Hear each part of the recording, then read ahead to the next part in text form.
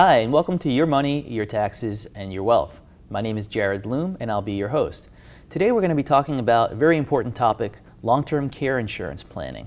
With me is my guest, Toby Gerard of Toby Gerard Insurance. Toby, thank you very much for joining us. Thank you, Jared. It's my pleasure to be here today. So I just wanted to start by saying, first of all, what is long-term care insurance? Because I think people sometimes get confused. They get confused with long-term disability insurance. Right. So could you talk a little bit about that? Sure. Well, when we think about long-term care insurance, what we're really talking about is an insurance that's going to cover care, whether someone requires home care, adult day, assisted living, nursing home, or hospice. So definitely different than disability insurance. Okay, and I think people sometimes hear nursing home and they say, I'm not going into a nursing home, but that's not the case with long-term care insurance. It's not just nursing home. Right, and I think most of the people today, when you talk with them about long-term care insurance, their only concern is, I want to be able to stay at home. And because long-term care insurance is flexible, there's no big brother that's going to mandate you go to a nursing home. If your care can be managed at home,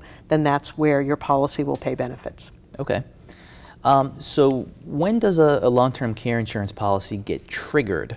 In other words, if you have long-term care insurance, well, when does it actually pay out? Okay, so the triggering of long-term care insurance actually became standardized with the HIPAA legislation, and HIPAA, many of us know more for privacy of medical records and things like that, but that was January 1st of 1997. So from that time forward, the triggers for long-term care insurance are the same with all long-term care insurance companies. Prior to that, they could have been different because they were not HIPAA-related triggers. Okay. Now, there's some of these triggers involve activities of daily living, or ADLs. Yes. Can you talk a little bit about that? Sure. So when someone purchases a long-term care policy, and if down the road they need to trigger their benefits or be eligible for benefits, there's really two paths that they can go. They can go the physical path or the cognitive. The first one is the physical, which is what you're referring to. When we talk about the physical activities of daily living, these are the things that we all do every day and don't even think about them. So there are 6, and the 6 are the same, again, with all those HIPAA-related policies. In alphabetical order, I always find it the easiest, would be bathing, would be continence, dressing, eating, toileting, and transferring. So that's if you're going to go with 2 out of the 6, impairment of 2 out of 6. If it doesn't go the physical path, it's going to go cognitive, and that would be severe cognitive impairment, which would be evidenced more by some form of dementia that would be documented in a person's medical records. Most commonly, we refer to Alzheimer's as the one we see the most. Okay. So now with premiums for insurance, obviously you have to pay premiums. Can you talk a little bit about how that works with long-term care insurance? Because I think sometimes people may be turned off by that as far as they don't want to get long-term care insurance because, well, I've got to pay these premiums, and how long do I have to pay for them? Yeah. Could you maybe talk a little bit about that? Sure. I think that is, when we get people that, the stop sign comes up and the process stops, it's because it's hard for them to grapple with the fact that these premiums are going to go on for a very long time. Sometimes we make the comparison and say, it's really no different than if you started driving a car when you're 16 and gave up your license at 80, or you purchased your first home and owned it for 50 years. It is a coverage that's going to stay in your budget for a very long time, and you will pay that premium until you go on claim for benefits. With most companies, once you're on claim, the premium is waived and you no longer pay the premium. Okay. So it sounds like you would need to pay the premium for a long time, or hopefully a long time, because you don't want to go on claim right away. Right. So can these premiums then go up over time? Because I think that's a real concern for people that, I'm fixing a certain amount of money in my budget for this coverage, and now you're telling me it could possibly go up. Can you talk a little bit about that? And I think that is many times the elephant in the room when we're working with prospective clients, and I'm sure it's come up when you've worked with clients that have had some of the older policies. When long-term care insurance first came out, it was the new kid on the block, and it came out, it depends upon who you ask, 1969, early 70s, and they really did not know how to price it. They did not have actuarial data. They were dealing with a different interest rate environment. They had no idea if people would lapse these policies or hold on to them. So they put some premiums out there, and they were just completely incorrect. So fast forward in time, the vehicle that they used was rate increases. And the companies went back with the insurance department, with the insurance commissioner, and filed rate increases. And that's a lot of what you've heard about in the media, are people getting these rate increases long into their retirement where they're on more of a fixed income. So that will still continue to happen on the people's policies who bought them early on. But I do believe since the last few years, maybe 2014 would be a good benchmark, the policies are much more actuarially priced so that they are, I believe, right priced. And any rate increases in the future, I think, will be minimal. So when we talk about these rate increases, Yes. what have they been historically?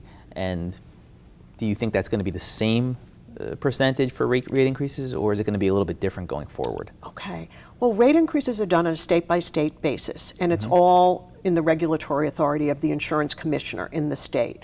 So what is filed and what the insurance commissioner lets through, there could be a great disparity. The insurance commissioner really has three choices. He or she can let the increase go through exactly as filed, no matter what that percentage rate increase is. So the insurance companies are filing with the state insurance With the commission. regulatory authority, exactly. They file for what they need. They file actuarially. They have to justify what they need, based upon claims frequency, claim severity. And then if the insurance commissioner feels that that is correct and is willing to put that rate increase through, that's how it goes. Sometimes the insurance commissioners may say, we're going to approve it, but we're going to approve it for a different amount than what you requested. And then we've had some states where the insurance commissioner does not put through the rate increase at all. Okay. In our state, up until recently, we pretty much had almost a public policy decision that 10% was a reasonable rate increase in any year. Okay. And that seemed to be the way it was. We have seen some rate increases that were just approved and are being implemented now that are what I'd call tiered, means they are going to be over a period of time, could be 3 years, could be 4 years, and the insurance company has filed for and had approved 10% over that tiered period of time. So 10% per year over a 3-year period, Correct. but then after that 3-year period, it's not going to continue to be 10% a year every year. Unless they file again and it's approved. Sometimes what happens is the filings can take a very long time to get approved. So some of the filings that are being approved now were filed in 2013. So one hopes, certainly the policyholder, the consumer public hopes that if a rate increase that is tiered is approved over 3 or 4 years, they're hoping they're not going to see another rate increase in the future. Okay. Now, with long-term care insurance, there's different ways you can structure getting this type of coverage. You Yes. can try to get coverage for a certain amount of time. Yes. You can get a certain amount of coverage per year.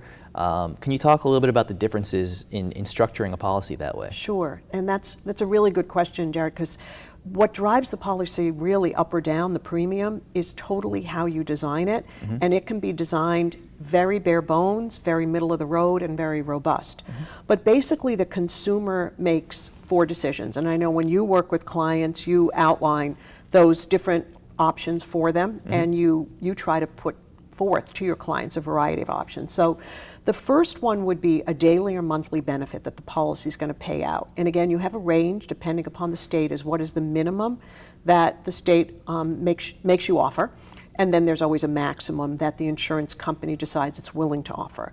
Then there is some kind of inflation component. And again, if we're talking with clients that might be in their early 50s, we want to at least offer them inflation because they may not use this well into their 80s or 90s. So inflation, just to Yes. clarify, so if you had a policy that, let's say, it pays out benefits of $150 a day, Right. but if it has inflation, let's say 3% compound inflation, Right. well, if you end up using the policy 20 years from now, you're not going to be getting $150 a day from the Right. policy. You're going to be getting $150 inflated at 3% over 20 years, so whatever the math there is, obviously a higher number to try to keep up with inflation. Exactly, and when you're working with clients, one of the things that becomes important is actually to give them those inflation charts so they can see where does 3% compound land me in 20 years or 25 years. That is the leverage that's going to keep their policy meaningful. If they don't have inflation and it's 30 or 40 years before they use the policy could become really not as useful as what they were hoping. The other portion would be some kind of benefit period of time or benefit duration. Do we want this policy to last 2 years, 3 years, 4 years, 5 years, lifetime. And with that, it corresponds with what we call a lifetime maximum benefit. So in other words, a pool of money that goes with the number of years. So if someone buys $6,000 a month for 3 years, we also know that's a $216,000 pool of money that will be inflated along with the $6,000 a month. And if the person doesn't use the full monthly benefit, it stays in the pool, so it could last longer than the 3 years that we're predicting. Okay. And then the last feature would be some kind of a deductible. And in long-term care language, we call that an elimination period.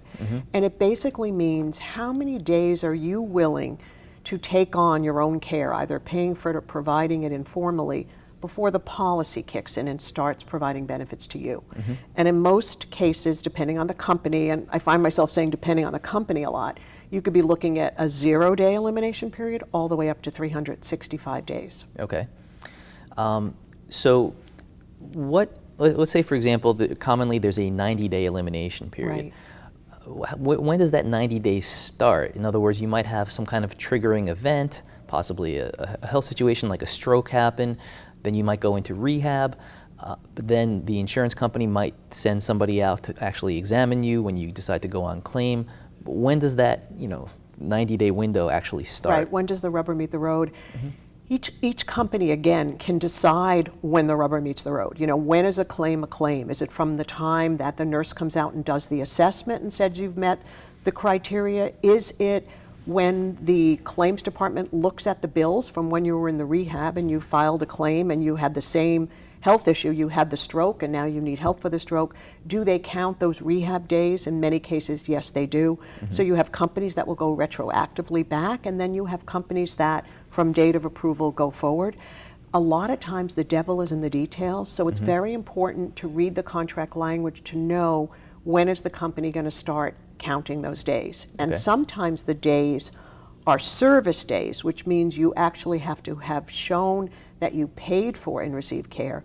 And sometimes they're a much more flexible definition called calendar days, which means basically you're just going through the days on the calendar, but you're not mandated to have paid for care every day. So a devil's in the details issue again. Yes, and again, we always recommend that people speak with experts on the subject, and especially a long-term care insurance agent like yourself, who really understands the ins and outs and the nuances of this. Of the language, So we talked about some of the features and how you can have 3-year coverage or 4-year coverage or 5-year coverage. You could have $150 a day or $250 a day. But you also said that premiums can go up over time. So let's say your premiums do go up. Could you maybe manage your premiums by saying, well, I've been paying for $250 a day, but boy, these premiums have really gone up on me. Maybe I should cut back to $150 a day. How does that work? Sure. Sometimes people cut back their coverage for a rate increase, and sometimes they cut back coverage for other reasons. It could be they had a very, very different financial profile when they were working than in retirement. Sometimes they're moving to a different state and they feel they don't need as much coverage.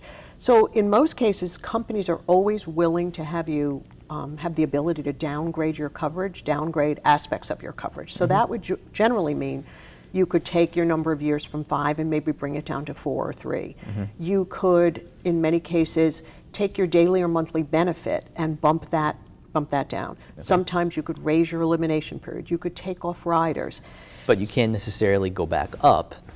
That would become problematic. The problem with going back up is you're generally going to be looking at being underwritten again, medically underwritten, at your new age and your new health. So I think it's really important that people buy, ideally, as much coverage as they want and bump it down, than not to buy enough and think about years later bumping it up. Now, when should people start to think about purchasing long-term care insurance? As we've already talked about, it's premiums you're going to be paying for the rest of your the rest of your life, or up until claim anyway. So, what's the average age here that people should really start to think about that? Yeah, I think it's different with different advisors when they bring it up. I do believe what we're seeing are people between maybe 50 and 68, if we looked at our block of business for last year. But I also think what's important is not just, if we say the right age, but where someone is in their life. If you get married late, have your children late, you could still be in your early 60s and your children haven't gone through college. So that heavy expense stream makes it hard for you to think about adding in long-term care insurance premium.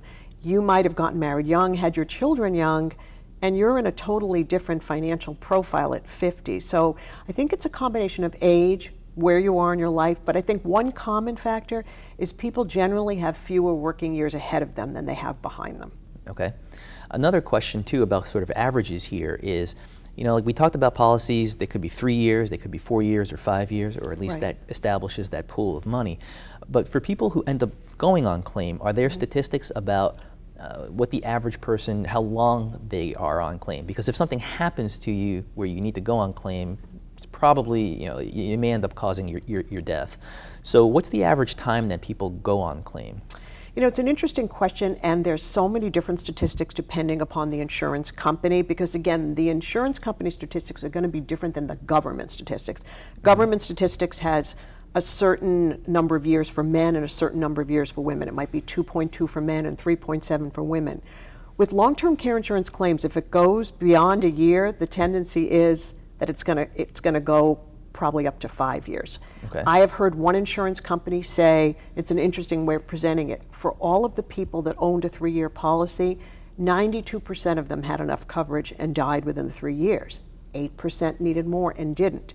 So I always think if I'm talking to just a man, I can almost sell less years than if I'm talking just to a woman, because in that case, women tend to file more long-term care claims and they use their policies for a longer period of time. Now, if people are married, that presents some additional flexibility. Yes. Could you talk a little bit about that and how that works with long-term care? Sure. Well, many times when couples, and couples can be defined loosely depending upon the insurance company. Sometimes a couple are people that are married. Sometimes it's people that have been living together for a long period of time and sharing expenses. Sometimes it could be two siblings and they are, again, living together for a long period of time sharing expenses. What couples actually gives people are discounts that are not available if someone is single. So there's these couples or partner discounts. But what also is available to couples is some kind of a sharing option. And when we talk about sharing, and in my example, let's say we're looking at a man maybe needing 2 years of coverage and a woman 3 or 4. With sharing, if people purchase individual policies, which is how they start out, then they have options in the way of riders.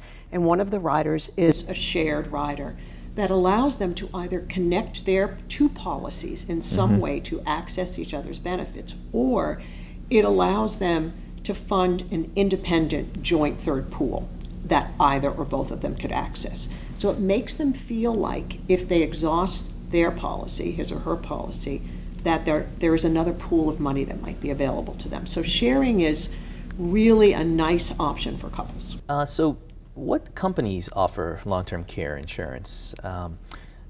I think people are familiar with some of the names here in Massachusetts, but there may be some names that they're not familiar with. Right. So not all companies do offer long-term care insurance. So can you talk a little bit about that and what the differences are between the companies? Sure. I mean, it was a much more plentiful market, a number of years ago. We've had a number of companies stop writing new business, and that's a business decision that they made. I always like to say to people, just know that even if a company stops writing new business, they're still paying claims, they're still maintaining customer service departments. They're just in the business of no longer writing new business. So in the state of Massachusetts at the present time, we have Mass Mutual, Mutual of Omaha, New York Life, National Guardian Life, Northwestern, and Transamerica. We are hoping Genworth will come back. They've been out of our state for a couple of years, but they were a major writer, hoping that they'll come back. But names like MetLife, John Hancock, Prudential, Allianz, Unum, those are companies that certainly were writing long-term care insurance for a long time, but made a business decision to stop. Other states may have other companies. Again, they come in on a state-by-state basis, so Texas may have some different companies that we don't have here in Massachusetts. Okay. So if you were looking to get long-term care insurance and you got quotes from these different companies that do offer it, let's say you got a 3-year, $150 a day, no inflation quote, but the quote would be a little bit different from each of these companies. Right. So what are the differences between the companies and why would the quote be different? Right. And can you talk a little bit about that? Well, every company has the right to file the premiums as they want to file them. And I would tend to think that many times they're putting out premiums that justify the risks that they feel they're taking on. So depending upon how long a company has been in the business, how old the product is, if a company's had a product out there for 5 years, it might be a less expensive product than a company that just rolled out a new product because it's newer and they've already justified actuarially that they need to maybe command a higher premium. So sometimes you can't really compare apples to apples. You might say, wow, one is $1,500 more. But then let's look at their financials. Let's look at how long they've been doing long-term care insurance. Let's look at the policy language. Let's look at how you meet the elimination period.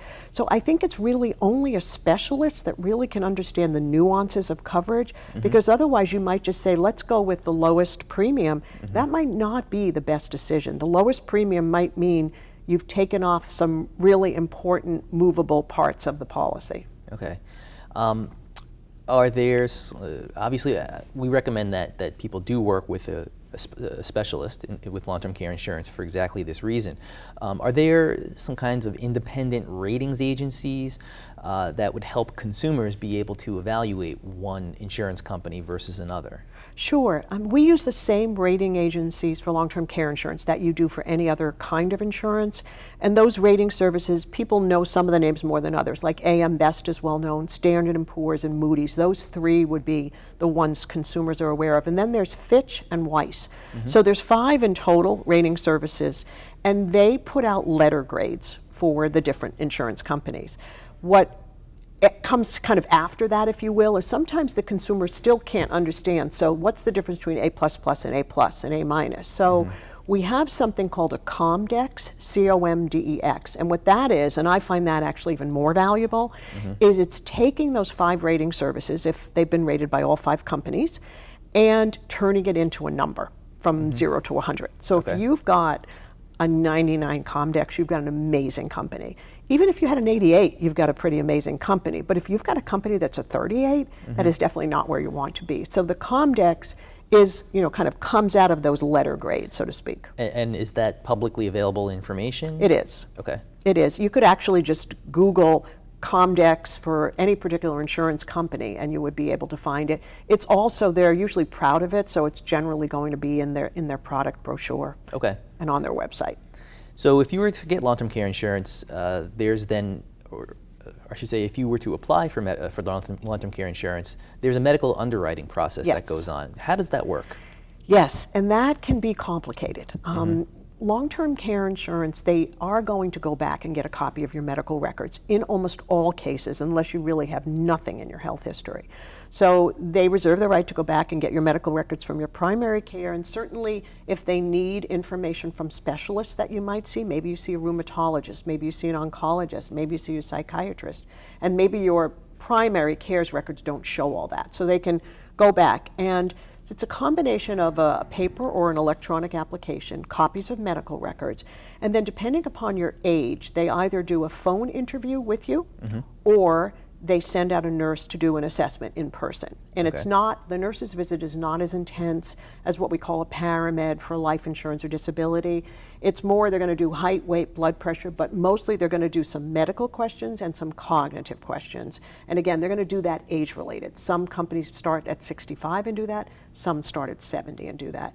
And then once all of that is pulled together, so the application, however it was taken, medical records, phone interview and/or assessment with the nurse, all of that gets handed off to an underwriter that makes a business decision to either approve as applied for or approve with modifications, which might mean the health rate is not what we had expected because there were some more concerns in the medical records, or they want to limit the benefit and not offer as much as the person wanted, again, maybe because of health conditions in the medical records. Okay, but also some insurance companies are maybe more okay with certain medical conditions than others. Yes. So Yes. it's important to work with somebody who knows that, because if in this process something comes up and you have a certain situation in your personal health history, that is something that you want to take into account, because that could either affect your premiums, or one company might say, we're just not going to accept you and offer you this coverage, but another company